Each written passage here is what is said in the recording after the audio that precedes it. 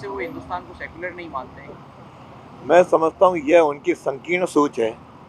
वास्तव में भारत सेक्युलर है और सेक्युलर के आधार पे ही वो अपने आप को सुरक्षित मानते हैं कि उन्होंने कहा कि उसके बाद भी यदि हिंदू राष्ट्र बनता है तो मैं सुरक्षित हूँ।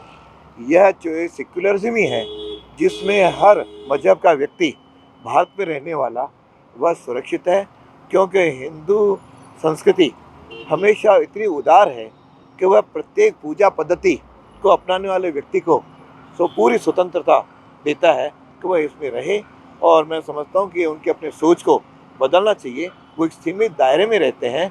84 के बाद तो और यह देश सेकुलर बना है, और मोदी जी के आने के बाद तो वास्तव में यहाँ जो हिंदुत्व है जो वास्तविक है उसके दर्शन होने लगे हैं, जिसमें सभी का, सबका साथ, सबका विश्वास, सबका प्रयास, सबका विकास, यह धारणा उसमें कई मजहब नहीं है, सबका किया है। और हाँ, अपनी जो सांस्कृतिक धरोहर है उसके उत्थान में लगातार प्रयत्न कर रहे हैं, जिसमें महाकाल है, अयोध्या है, बाकी सब है। मैं समझता हूँ हिंदू जब तक बहुमत में है तब तक ही यहाँ पे सेकुलरिज्म जिंदा है। और ये अपने मुस्लिम कंट्रीज़ को देख लें, पाकिस्तान को देख लें कि वहाँ क्या हिंदू सुरक्षित हैं क्या। तो इस प्रकार का उनको आत्मचिंतन करना चाहिए। शफिया जुबैर भी कह रही हैं कि वो मेव राम और कृष्ण के वंशज हैं, तो अचानक सबको कैसे ध्यान आ रहा है? क्या कोई स्ट्रेटजी?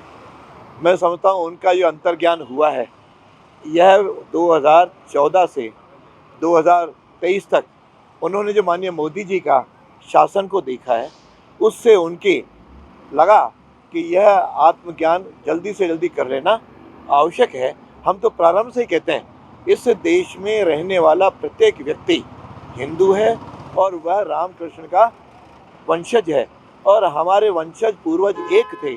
जिस दिन ये मन से सभी लोग, मैं ही नहीं, सभी लोग स्वीकार कर लेंगे उस दिन भारत में इस प्रकार की कोई समस्या रहेगी नहीं। क्यों, भारत में हिंदू धर्म के अंदर भी पता नहीं पूजा पद्धतियाँ कितनी हैं, तो उसमें एक पूजा पद्धति और जुड़ जाएगी। इसलिए मैं कहता हूँ सारी पूजा पद्धतियाँ हमारे हिंदुत्व की जी हैं। राम भी यहीं के थे और कृष्ण भी यहीं के थे। उनको अपना पूर्वजों को वंशज मानना, यह मैं समझता हूँ कि शुभ संकेत है। यदि इस प्रकार का व्यवहार में भी लाएंगे और अपने समर्थकों को भी इसका आगाह कराएंगे तो मैं समझता हूँ ये भारत के लिए बहुत ही हितकारी होगा। वागड़ अंचल से आने वाले आदिवासी विधायक राजकुमार रोड तो कहते हैं कि ये धार्मिक पूजाएं और ये बंद करनी चाहिए, लोगों को काल्पनिक देवी देवताओं के नाम बताएं बच्चों को स्वतंत्रता सेनानी। मुझे लगता है कि ये कुछ विदेशी तत्व जो भारत को तोड़ना चाहते हैं, यहाँ की संस्कृति को कमज़ोर करना चाहते हैं, इस प्रकार के संकेत, इस प्रकार की बातें तो वही कर रहे हैं। क्यों, जब से मोदी जी के नेतृत्व में भारत मजबूत होने लगा है, कई अंतर्राष्ट्रीय शक्तियाँ अपने विभिन्न माध्यमों से भारत को कमज़ोर करने में जुटी हैं। वो इस प्रकार का वातावरण फैलाओ ताकि यहाँ की संस्कृति के प्रति उनमें अश्रद्धा का निर्माण हो। लेकिन भारतीय संस्कृति की जड़ें इतनी गहरी हैं कि इस प्रकार की बातों का कोई भी फर्क नहीं पड़ने वाला। आमतौर पर कांग्रेस तो इनकार करती है भ्रष्टाचार की बातों से, लेकिन कांग्रेस के हलकों में ये भी चर्चा है कि दिल्ली में शिकायतें पहुंचने लग गई है विधायकों के भ्रष्टाचार की। क्या स्थितियां ऐसी हो रही? क्या थोड़े दिन पहले राजेंद्र राठौड़ ने भी कहा कि एमएलए पैनल कोड के आधार पर कार्रवाइयां हो रही है। कांग्रेस पूरी तरह, पूरे कंठ तक भ्रष्टाचार में डूबी हुई है। और जब से इनके दो गुट बने तब से तो मुख्यमंत्री जी अपने एमएलएस पर इतने डिपेंड हो गए कि सारे एमएलएस अपने आप को मुख्यमंत्री मानने लगे हैं, वसूली करने लगे हैं, अधिकारियों पे दबाव डाल करके खूब लूट मच रही है। इस समय यदि मैं कहूँ कि लूट का राज है तो शायद कोई अतिशक्ति नहीं होगी। भ्रष्टाचार कांग्रेस का पर्याय है, और उस पर्याय के अंतर्गत अब लोग जब आकंठ तक डूब गए तो कोई अच्छे लोगों ने ज़रूर दिल्ली में इनकी शिकायतें की हैं।